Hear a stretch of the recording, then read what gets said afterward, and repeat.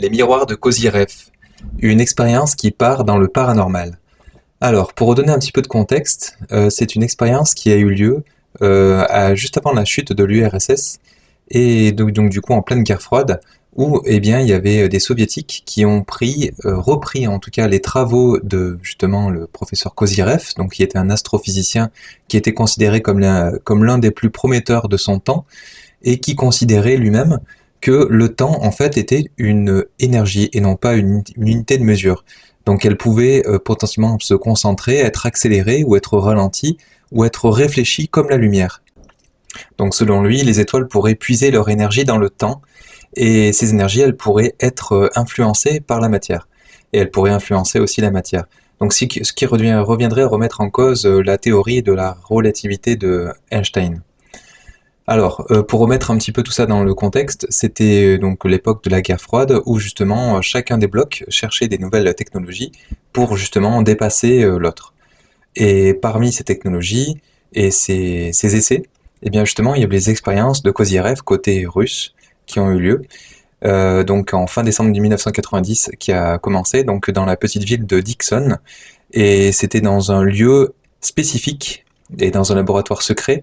Alors ce lieu spécifique, pourquoi? C'est parce qu'en fait, selon les zones du globe terrestre, on a différentes énergies, et donc là-bas, il y avait vraiment une concentration d'énergie très particulière qui ont fait que ces énergies pouvaient être plus facilement canalisées pour justement ces expériences.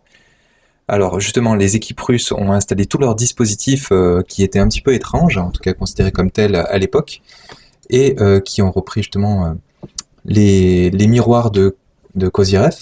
Alors les miroirs, comment est-ce qu'ils ont été faits? C'est qu'en fait, ils ont pris une grande bande euh, qui a été polie et qui était en aluminium poli, donc qui avait vraiment un reflet, et qui a été mis justement comme en sorte de cercle, en fait, pour que les images se reflètent les unes sur les autres. Alors qui a travaillé sur ce sujet? Alors principalement, enfin les plus connus en tout cas, il y avait Alexander Trofimov, qui était chercheur en médecine, conscience et physiologie humaine.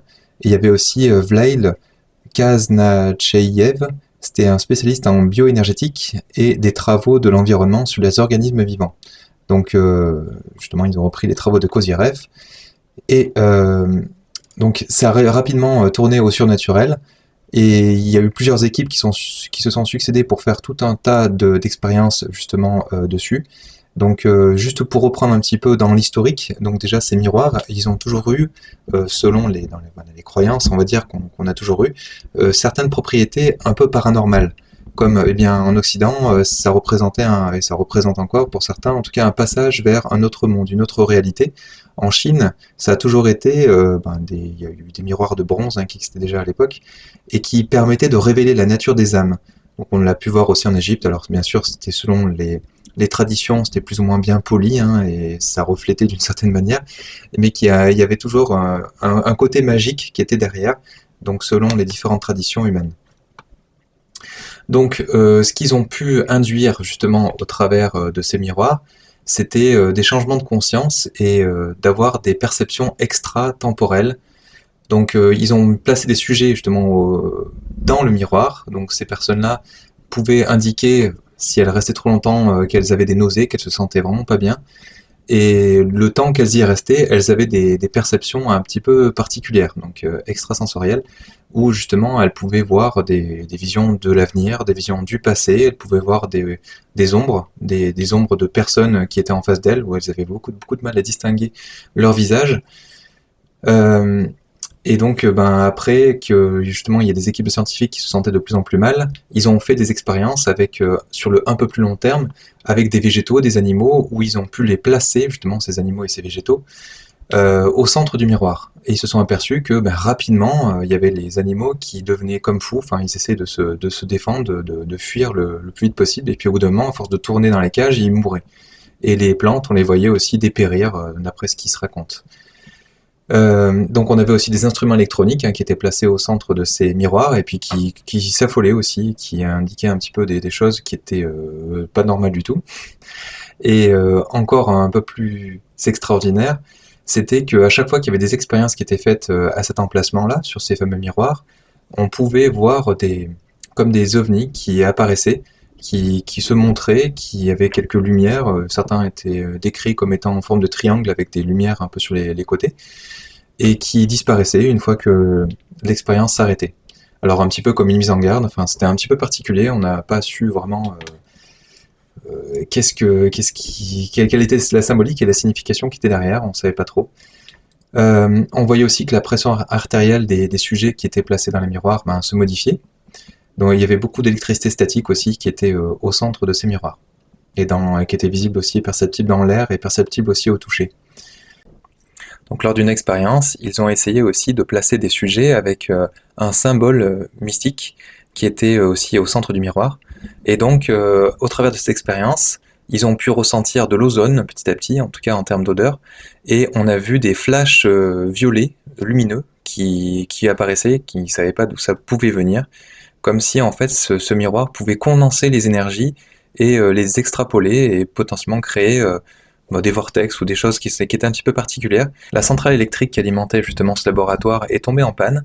Lorsque c'est arrivé, ils ont vu qu'il y avait comme une sorte d'ovni qui partait justement de cette base. Les autres gouvernements ont nié toute implication là-dedans, enfin après coup bien sûr, hein, parce que pendant qu'ils faisaient leurs expériences, ils n'en ont pas trop parlé non plus. Et lorsque justement ça s'est arrivé, ils en ont bien sûr référé au gouvernement de l'URSS de l'époque, qui leur ont demandé d'arrêter leurs expériences, donc ils ont démonté leur miroir, et à un moment donné, justement, ils ont tout récupéré. Et le problème qu'ils ont eu aussi, c'est que toutes les archives des informations qui étaient stockées sur des disques durs, etc., ont été effacées, mais de l'extérieur. C'était très, très étrange, mais du coup, ils n'ont pas pu conserver d'archives, en tout cas sur le format électronique, de ce qu'ils ont pu vivre là-bas. Alors, ils ont quand même bien sûr, pris plein de notes qui étaient là, par contre, écrites sur des cahiers. Et c'est au travers justement de ces fameuses notes et de ces expériences qu'ils ont pu faire à l'époque qu'ils ont pu sortir un livre, justement, ces deux scientifiques-là, qui s'appelle Cosmic Consciousness of Humanity, et donc que je mettrai dans le descriptif si vous souhaitez aller plus loin et aller lire leur livre, qui est quand même en anglais, hein, il n'a pas été traduit en français, mais c'est pas en russe, donc c'est peut-être un peu plus facile aussi à traduire pour ceux qui ne parlent pas le russe.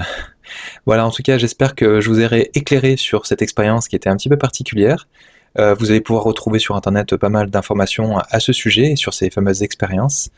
Et je vous le souhaite en tout cas une bonne continuation. Merci de nous suivre, merci de nous laisser un pouce bleu et de vous abonner si vous voulez être informé de nos prochaines vidéos. À bientôt, merci et au revoir.